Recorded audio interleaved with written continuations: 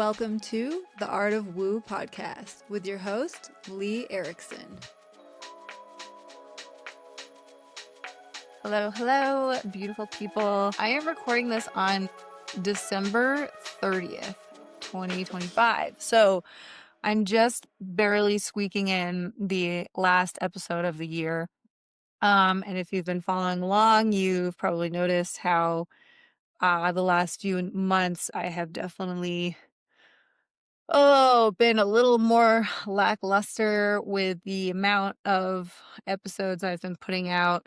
And I apologize for that, but at the same time, that's kind of just like another reason of why I'm coming on here is just closing out the year and just kind of catching everybody up to speed as to like where I'm coming from, where my head's been at, and again, like hopefully you all can get something from this in that regard, because this pregnancy, as many of you are aware, um, has been my main focus, especially the last few months as I'm getting closer here. And it really is hard to put my energy really anywhere else, and not to just sit here and come up with excuses, but it's just such a rare opportunity where I have the time and space to sit down and have the house to myself, and even not only like physically have the space to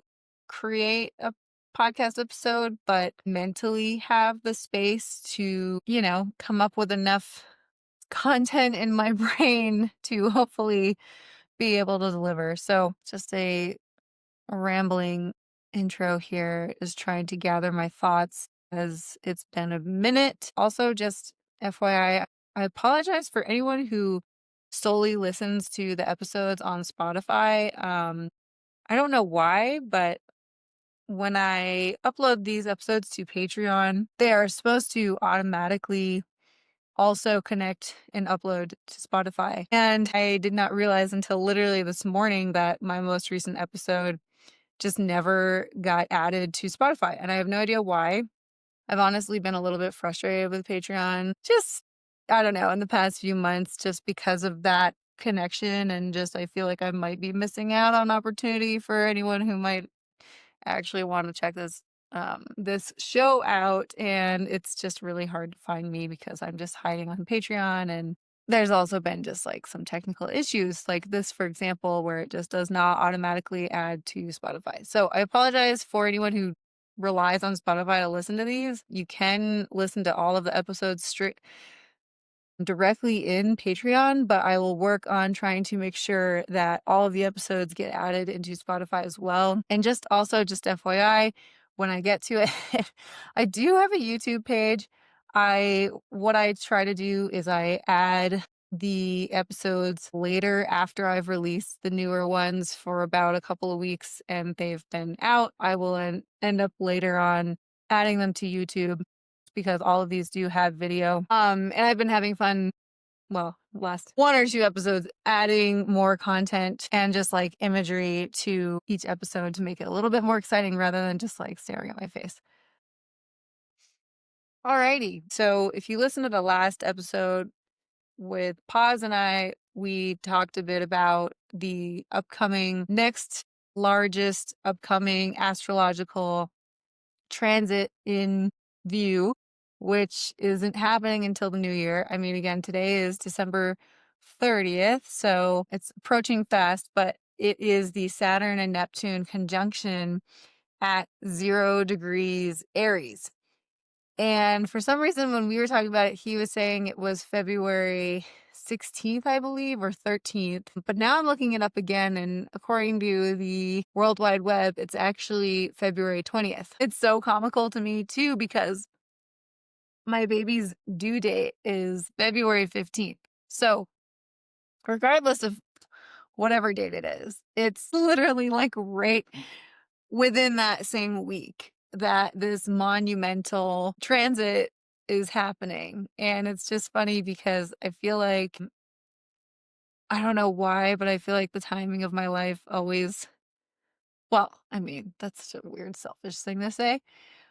Of course, we're all present for these transits. And of course, that there's so much occurring going on in the background while we're living our lives, but connecting the dots and like looking at these larger life events while these transits are happening is such a fascinating topic to me, which it was basically the birth of this podcast.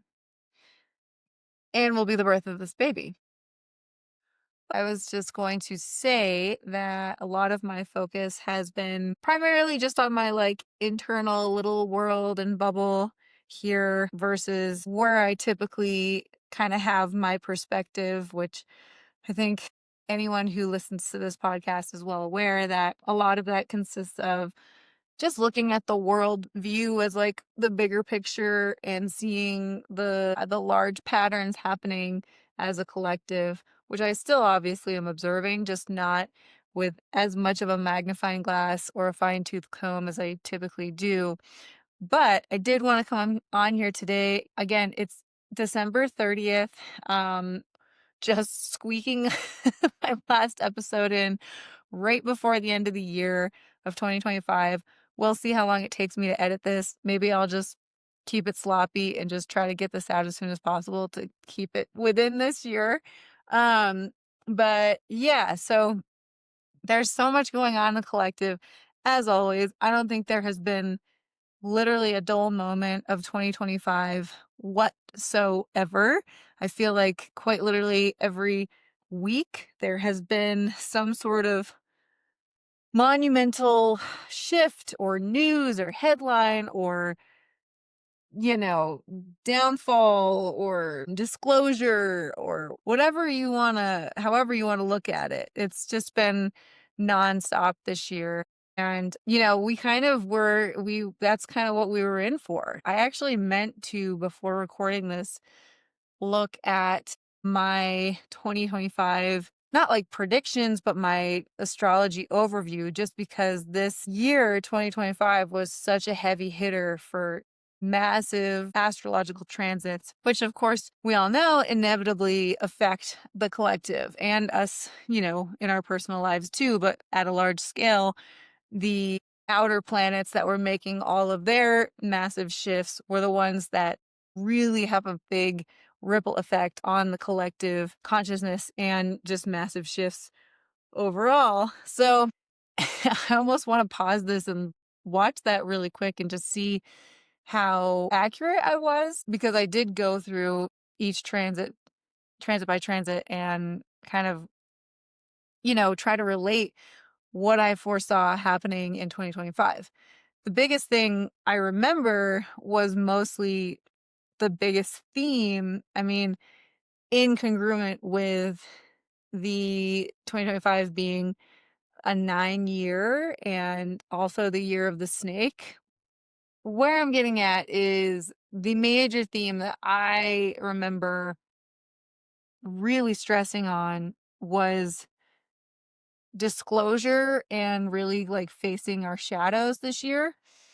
Um, you know, also, I mean, there was also right at the very beginning, Pluto entering Aquarius, which I know I talked a ton about, which people are almost probably sick of hearing, but that was a large influence in regards to technology and AI and innovation, which, I mean, it was so obvious whether you study astrology or not. It's been so obvious that AI was coming for us, and that also, you know, clearly had a large impact on the world this year, and it's only going to grow bigger and bigger as we move forward. I mean, that's a whole other subject of debate, but we will see what direction we end up going. You know, I am also a big believer in your perspective and your consciousness taking shape, and your thoughts and perspective literally creating your own reality. So I do, although I see the downfall of AI, I do think that it can simultaneously help us a lot with going forward with innovation, because again, I mean, I feel like everything I say is so obvious. So I keep saying it's so obvious, and maybe it's not, but like the way that we function, and our technology aside from the internet, is pretty archaic. I mean, the way that we travel, the way that we, even our financial system, um,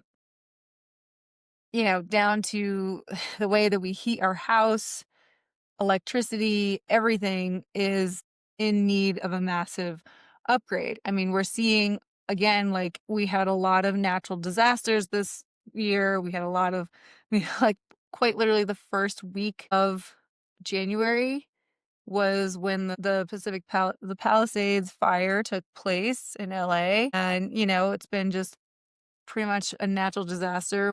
Right after the next, not as much focused like in the United States as much, although there was definitely enough here. Um, all over the world, we've seen floods, tsunamis, earthquakes, you name it, fires. So, and it's, yeah, again, it's only a matter of time where I'm hoping that this Pluto and Aquarius influence really helps us propel into a future with way more efficient technology and energy use specifically to just do less damage on the planet. We all know that that's so much needed. I don't have to go further into that. So that's just kind of one in particular that really stands out. Another one was disclosure. I wanted to talk to Pause about this, but I didn't really, I think I just forgot to bring it up because we just end up going in so many different directions with our conversations. We just never know where it's going to go. But there was actually, I don't know if anyone recalls or did actually take the time to watch this, but there was a documentary that came out on Amazon, I believe, and it was something that had to do with disclosure. I think in regards to UFOs. I think it was I'm just googling UFO disclosure 2025. Um and I'm just going to read it really quick. While there isn't a universal confirmed UFO disclosure event in 2025, this is the Google AI overview summary, by the way. The year saw significant cultural activity, including the release of the documentary The Age of Disclosure. That's what I was getting to, highlighting long-running claims of government cover-ups and alien presence alongside broader ongoing discussions in the U.S. government and public sphere about unidentified anomalous phenomena, UAPs. I mean, was it this year where we had those really strange lights in New Jersey that nobody had any idea where those were, the like drones in New Jersey? That was, like, in the springtime, I believe. I'm having a hard time. Was that 2025? Like, once again, this is, like, how I've felt looking at time in the last 5 years, where every year that we have gone through has gone by so fast, so fast. I cannot believe I'm looking at the calendar, and it's December 30th right now. It's gone by so fast, yet it's, like, multiple years condensed into one. And I remember saying the same thing for 2020, and I think maybe we're just getting used to it now because that's just, like, the tempo at which reality is happening. Um, it's just sped up so insanely fast. It's hard to, once again, keep up with the amount of condensed, just events happening in our collective. It's fascinating. So it's like really interesting to kind of reflect on this year. And this is actually the first time I've even taken the time to do this. But um yeah, so back to where I was going with this disclosure thing. So that was another huge theme that I predicted. I almost want to like reshare the episode of 2025, my overview, just so we can all kind of take a gander and see how accurate I was. But I just, remember saying so much about disclosure. Um, and it's funny too because how do I say this without sounding like a freaking nutcase? I will say, okay, so I am fascinated. by all of these different perspectives that are happening simultaneously. Right? And it's so easy to say that these perspectives are determined by political views. And again, algorithms, I talked a lot about this, I think maybe 2 episodes ago, how your algorithm literally is your perspective at this point. That's just like, again, our current reality is what we are taking in and what's shaping our perspective of the world um, all the time is the information that is now catered to us basically by AI. So, anyways, I really enjoy looking at perspectives from all across the board.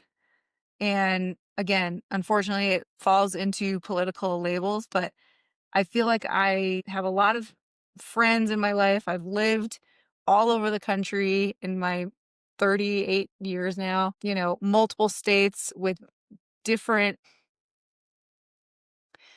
political viewpoints, I guess you could say.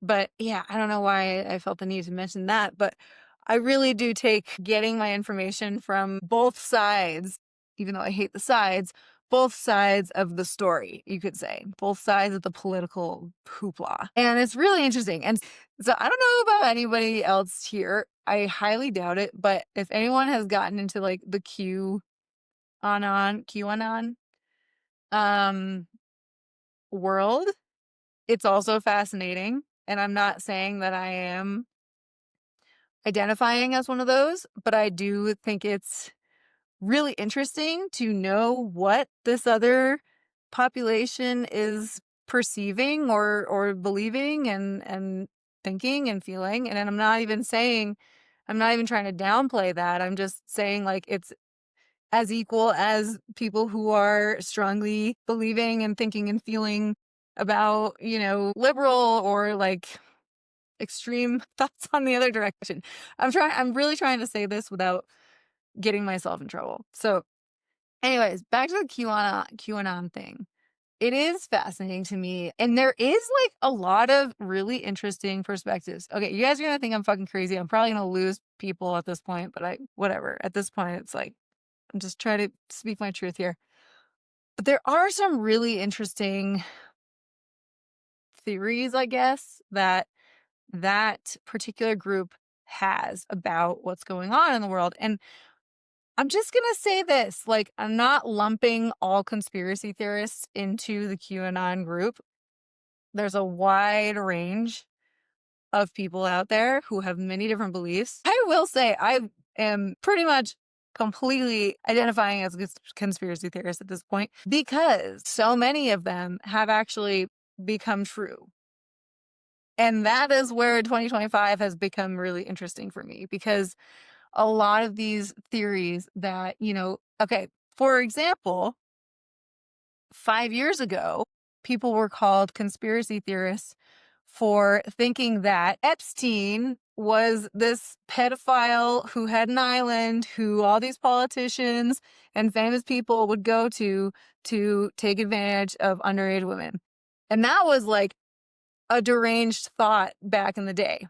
Like I specifically remember like seeing those conversations, you see like all these threads of people bickering online. It's like the worst thing ever, but it's just really interesting to see what people believed and then like also people completely disagreeing with that as if they knew the truth. And it's like, how do you know? 5 years later, the entire country, if not the world, is obsessed with releasing the Epstein files. So it's like, I don't know, maybe start paying attention to that. So, anyways, the QAnon thing, there's a lot going on with that. I don't know like enough to go deep dive on this perspective, but I will say like another thing that has also kind of come to light too this year. And this is something that like I don't think mainstream has really embraced this yet. Maybe that's not the right word, but take note of the fact that, well, again, I guess this also relates to Epstein, but the QAnon group really is obsessed with the issue of child trafficking in this country. And no one else was really talking about that either many years ago. And that is also something that has come to light. Yeah. So, I mean, that's all related to Epstein, but I think it even goes beyond that. I think that there has been cartels involved. Like, please don't quote me on this shit because, again, I'm not an expert with it, and it's hard to be with this type of topic. But I think a lot of it had to do with, yeah, the childhood trafficking had a lot to do with cartels all over the country that have been present for a very long time, that not only had a lot to do with trafficking narcotics and, pharmaceuticals and very deadly, addictive, highly addicted drugs into our country, but also children. So it's like, I don't want to get myself into a hole here because, again, I do not agree at all with the violence and separation that ICE has caused all over the country. I think it's absolutely devastating. But I will say, I do think that a lot of what ICE has also been simultaneously doing is dismantling a lot of these cartels. So many people, I know, I can just hear it now that so many people are just like enraged about me talking about this because the ICE topic is very sensitive and I understand that. And again, I do not support children being ripped away from their families and locked up and whatever else other atrocities involved with the ICE raids. I don't agree with those at all. But I do think that simultaneously, while that's been happening, there's also been dismantling of cartels and very heavy hitting drug and child traffickers. And I got in an argument with my husband about this because he was so grossed out that I was holding paradox, basically. He didn't see it in that way, but he was so grossed out that I was viewing the ICE raids in a way that could actually potentially have a positive impact, where specifically, like I'm saying now, I'm just gonna leave it at that. I know there's a lot of heavy opinions about this. I don't know why I just decided to go there, but I was talking about disclosure. And so those two topics specifically, is like the UFO thing, which again, I still think that we're in for some really big news as soon as we're ready collectively to handle it. But those were big disclosure points in 2025. And I believe the disclosure part of this past year was a lot of the influence of Uranus and Gemini. Uranus really is like a shocker to the system. It is disruptive. It's kind of like a rude awakening, if you will. And then that being in the sign of Gemini, I mean, Gemini is all about curiosity and information and the internet and where we get our information. So it's like Uranus really had its place this year in Gemini for the most part of the year. It's now back into Taurus. Gosh, all of these outer planets, by the way, they every one of them, I believe. So we had, let me just run through again. I'm sorry I'm all over the place. This is like mom brain on top of pregnancy brain and on top of the fact that I haven't recorded in quite some time. I'm having a hard time distilling my thoughts into an organized way. So just bear with me as I record here today. But the overview, as I wanted to just go over really quick, just so I have a refresher too, we had at the start of the year, right from the very beginning, we had Pluto entering Aquarius. We also even had the lunar nodes shift, which was the North Node and South Node that entered Pisces, North Node and Pisces, South Node into Virgo, which is actually my natal placements. So that was just like a massive energy shift in itself. And then we had Neptune entering Aries, Saturn entering Aries, Jupiter in Cancer, and then Uranus entering Gemini. And so every single one of those, minus Pluto, because now Pluto is permanently in Aquarius for the next 40 something years. Every other planet that I just mentioned, Neptune, Saturn, Jupiter, and Uranus, all did this thing where they just tiptoed into their new sign for, the most part of the year.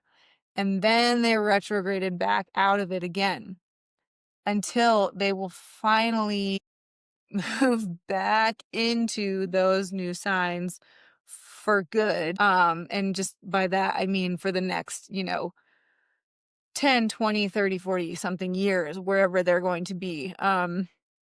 Jupiter's the quickest one. I believe Jupiter is like 16 years. Um, Saturn's 29. So between that like range of planetary movements, these really are energies that are dictating the next generation, really. So, and it's again, it's just absolutely mind-blowing how all of these are changing signs all roughly around the same time. Like, this is unprecedented. When you hear astrologers freaking out about this for the last year plus, this is why. It is a very, very rare thing.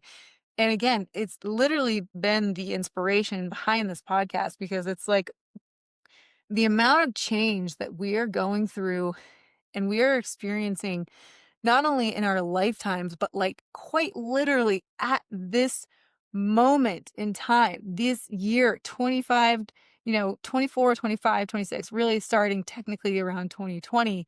But it is absolutely the concentration, high note. The climax is now. So again, I'm a broken record and I apologize, but this is why everything is just like upside down and insane right now. And this is how I equivalent that to the Great Awakening that everybody in the spiritual world talks about, because it's like time and time again, these massive changes are like not only shifting us, like propelling us into a whole new world, but it's like and especially this retrograding energy that I just mentioned, every one of those planets tiptoeing into a new sign and then retrograding back, and then now finally entering the new sign in 2025, 26, has been this like push-pull energy of like, okay, here is like a preview of entering this new world. But before we get there, we got to clean up, the cobwebs. We need to do our due diligence. We got to, you don't go for an adventure without, tying your shoelaces or packing snacks like that. We're doing a little bit more than that right now. We're literally cleaning out the skeletons in the closet, and we are becoming like very aware of the shit in the collective. And again, that leads back to this Epstein stuff, that leads back to the UFOs. And I'm not saying that has to do with skeletons in the closet, but the UFO topic is more so going to lead us into a whole new dimension of thinking. As soon as we can finally accept, and I was going to say the word prove, but just really accept the fact that we are not alone. We're not this. Okay, yes, we are incredible, powerful beings of creation, I believe. And I do believe that that's like the ultimate goal, is to realize, again, how sovereign and powerful we are without like hierarchy and like a, pyramid system to live within, is the ultimate goal of being human. So as soon as we can really finally accept and see that we have cosmic neighbors, we'll really start to grasp just how significant yet insignificant we are, and our beliefs that keep us, these religious beliefs that are so dogmatic and keep us at war with each other, like how incredibly awakening and life-changing will that be for all of us, right? So that's a big step into the new dimension and the new direction of which I believe we are slowly entering.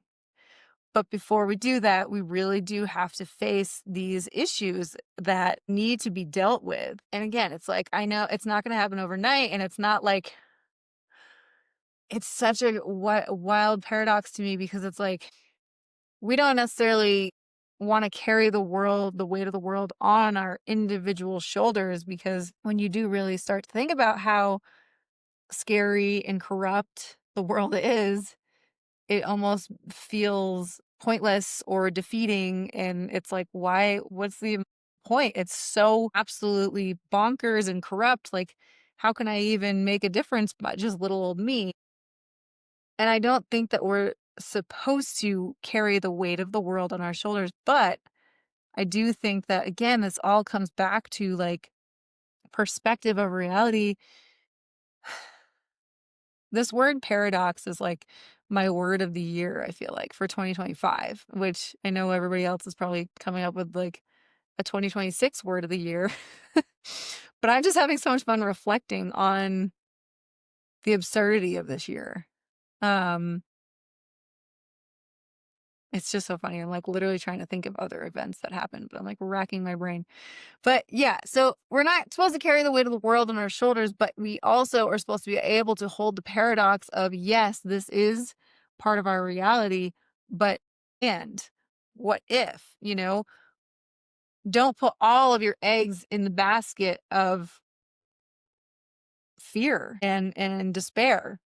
And this comes back to the story of the two wolves, which I told when I was telling the story about my daughter's cancer journey. But it's like the story of the two wolves is incredible, and you can apply it to so much in life, where you've got your dark wolf, which is like the darkness and evil and danger and, all the bad shit of the world. And then you've got the white wolf, which is like peace and harmony and love and all of the good vibrations. And I'm not saying that like, I'm like spiraling out today. But it's like they both do need to exist. It's like yin and yang. They do play their roles. This role of distortion is allowing us to step into our power, I believe.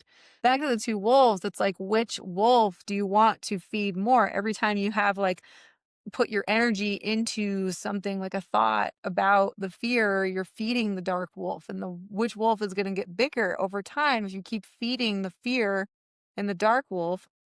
It's going to get way bigger and stronger. Or if you keep feeding the white wolf with love and harmony and positivity, that wolf is going to get bigger.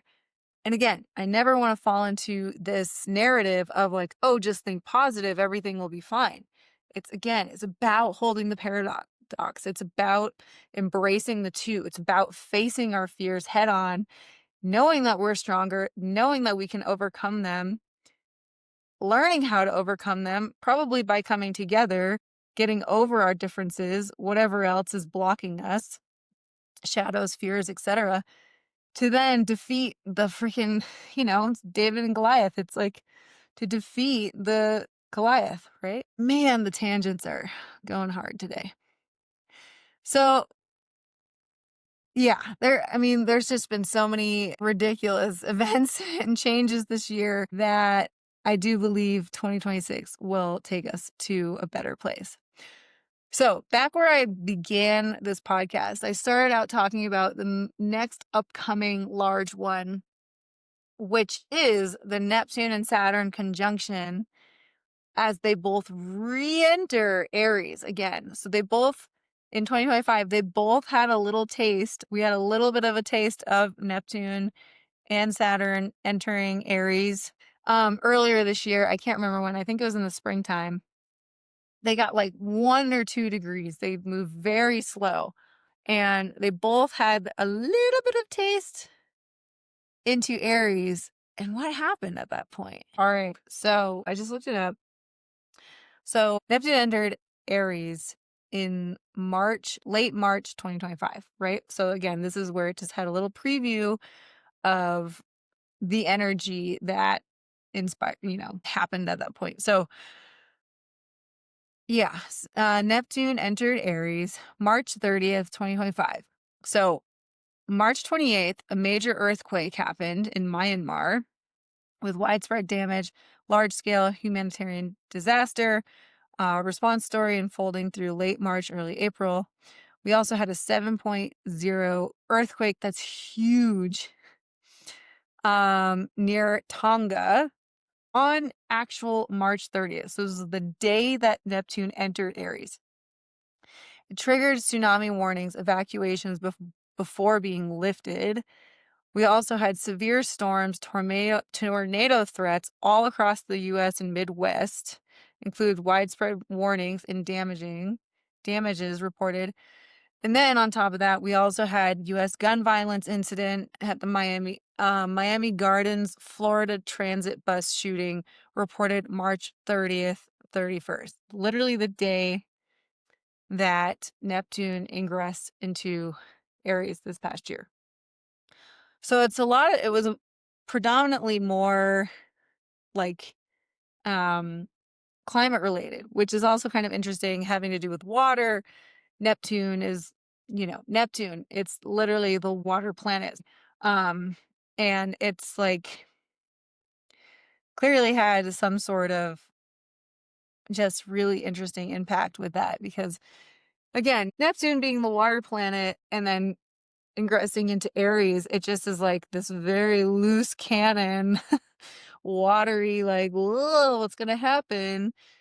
Then put into the energy of Aries, which it's just like the action point in which things will just immediately take action. It's also, the sign of war. So it's like an aggressive and yet strange combination.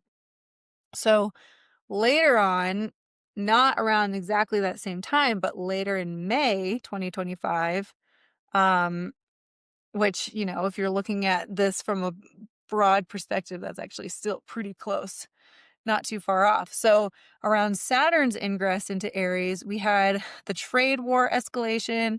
President Trump threatened new tariffs, including the talk of 50% tariffs on European goods and a tariff aimed at iPhones not made in the US.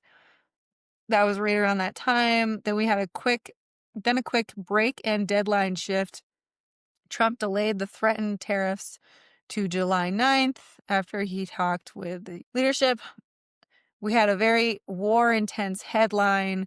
Russia launched what Reuters described as the largest aerial attack of war so far on Ukraine around May 24th, 25th, with significant casualties reported. We also had a U.S. social policy climate marker reporting around the 5-year anniversary of George Floyd's murder, May 25th, highlighted a broad rollback of racial equity DEI efforts in the U.S. Interesting. U.S. severe weather context that same week, a notable May tornado outbreak across parts of the U.S. So, and then, yeah, it's just really interesting. So many things. I mean, that was just within those dates specifically. I mean, obviously this year was just so jam-packed with events, heavy hitting, um, yeah, just heavy hitting events. Um, Yeah, Neptune into Aries often shows up as new myths, new movements, new propaganda, ideals, and fog around first moves. That's really interesting. Saturn into Aries tends to coincide with hardening positions, enforcement, deadlines, borders, tariffs, constraints, and who has the authority to act. Which, again, we saw a lot of with Trump's actions with the tariffs and the borders, and all the ICE stuff, of course. So it's just fascinating. So those were all like, it's like anytime you're looking at the news, you're usually 9 times out of 10, or even 10 out of 10, you're going to see negative things, right? It's like, that's, I don't know. I just can't pay attention to the news that much anymore because it's so predominantly negative and fear mongering. So when I asked to do the search, I mean, I guess that's just, it pulled up a lot of these things. So they're intense. It's an intense energy. Okay, so I'm trying to find a clip that I saw this morning on Instagram that my friend Corrigan shared. and it was about another kind of astrologer who was just talking about the upcoming transit that I started this whole episode with, which is the Neptune and Saturn conjunction as they both re-enter Aries. So, ironically, this is happening literally the date. Like, I was trying to approach this earlier, but for some reason I'm getting mixed information on the exact date. But it's between like February 13th and February 20th. It might just be the 20th. My baby's due date is February 15th. So it's like very fascinating that this baby is choosing to incarnate like right around this time. That's also like right at the cutoff between Aquarius and Pisces season, which is just like a whole other layer to this. But anyways, I wanted to share this woman's kind of perspective on this transit because she just speaks so eloquently compared to me. And I was trying to pull it up on my computer, and for some reason the audio is not playing. And it might just be because I'm recording right now. So I'm just gonna play it from my phone. This is gonna look so unprofessional, but I'm gonna play it from my phone, and you guys can just listen to the whole thing. And will be exact in February of 2026. It is the meeting of the planets Saturn and Neptune at 0 degrees Aries, the very beginning of the zodiacal wheel. I find myself thinking a lot about this transit during these chaotic and uncertain times because the archetypal energies signify so much potential for change, both personally and collectively. Saturn is related to 3D space and time reality, structure and manifestation. Neptune represents imagination and vision, dreams and creativity. The two archetypes together correlate both with the dissolution of the immovable structures as well as turning dreams into reality. The brilliant activist astrologer Caroline Casey said, "Imagination lays the tracks for the reality train." In November of 1989, when the Berlin Wall came down, Neptune and Saturn were joined together in the sign of Capricorn. No one thought that that could happen. It was not possible. But from one day to the next, the wall was demolished. A motto for the Saturn-Neptune conjunction could be, never underestimate the permanent possibility of the currently unimaginable. This meeting of Neptune and Saturn in Aries correlates with the possibility of a new beginning, dreaming the impossible dream, and making what we dream about happen. Though the two planets will meet at the exact same degree in February of 2026, the archetypal energy is building and is already available to us. What would you like to dream into being? Give this question some thought. Don't squander this opportunity. There's cosmic support for dreams coming true. Super intriguing astrological. All right. So there you have it. So yeah, it's just fascinating. And I just want to end this podcast on this note because I actually have a meeting in about 15 minutes. So I gotta get going. But that was an extreme, like, word vomiting version of a podcast. I apologize for going in a million different directions. I hope, excuse me, that made sense. But I want to leave it on that note where I really appreciate this woman's perspective. By the way, her name I think is Sacred Psychiatry. Sacred Psychiatry. Why is that a hard word to say? Psychiatry. On Instagram. You can find her. So she's great. She's got a lot of good wisdom. She's a lot older and just has, lived a long life and seen a lot in her life. And I just appreciate her perspective because she really has this positive outlook on the conjunction as just like an opportunity for whole new beginnings, and ultimately our dreams being supported is like the underlying major theme there.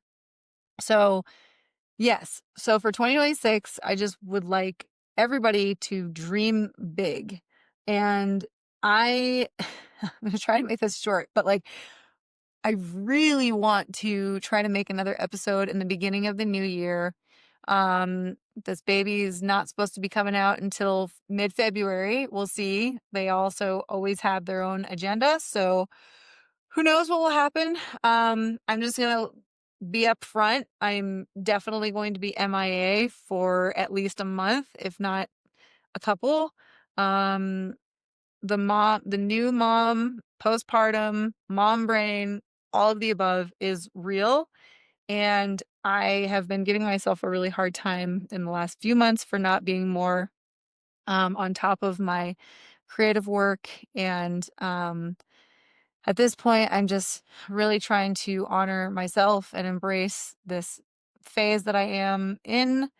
I'm not planning on having more kids after this. So this really is like a special time that is the last time this is going to happen to me in my life. And I really wanted to just fully embrace the magic of, I guess, pregnancy as I enter this portal in the next 2 months and the other side as well. So I appreciate every one of you, whoever's listening, especially who are supporting me on Patreon. You are amazing. Um, I will look into if you would want to pause your account while I'm MIA for a couple months.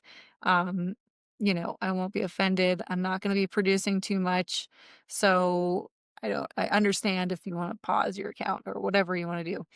But if you want to stick around, that'd be really cool too, because I'm not going to be working that much and making any money. So, um, yes, I appreciate you guys. Thank you so much for listening. I hope you have had, despite all of the madness of the year, I hope that you've learned a lot. I hope that you've grown. I hope that you've been able to move through obstacles that you didn't think you could, and that you feel stronger going into this new year.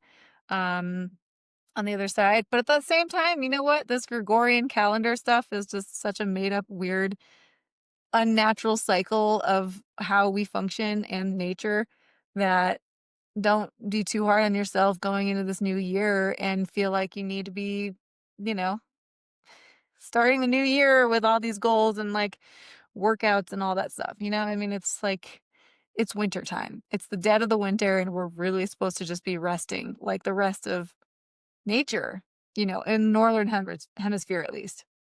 So, anyways, love you all. I hope you enjoyed this episode. As always, please just comment anything. I would love to hear your feedback, even if it's even if you're upset at some of the weird stuff I said earlier. Um everything's appreciated. Okay. All right. I will hopefully see you one more time in the new year and wishing you all the best. All right. Happy New Year.